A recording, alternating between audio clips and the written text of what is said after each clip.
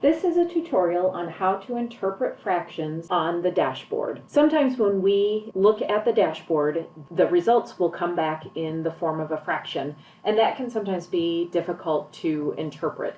When we have a statement formula, it makes it a lot easier to understand those results. And so our statement formula, although it looks a little complicated, refers to the column title is associated with the denominator, and the filter is associated with the numerator.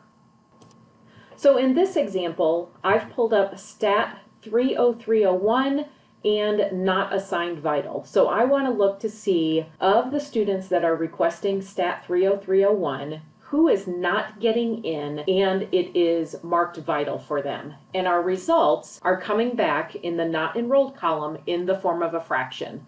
And so we've got 2/4. So again, referring back to our statement formula, the denominator is associated with the column header and the numerator is associated with the filter. And so the way that we say this is, out of the 4 students not enrolled, 2 students are not assigned vital. 2 students are not getting in and it is vital for them. Again, out of the 4 students not enrolled, 2 students are not getting in and it is marked vital for them. In this example, we may put in filters such as my students and not assigned, and the results may come back, again, in the form of a fraction.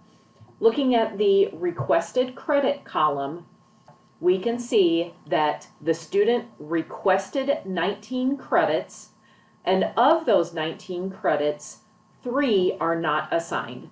So we can say, out of the 19 requested credits, 3 credits are not assigned and it's my student.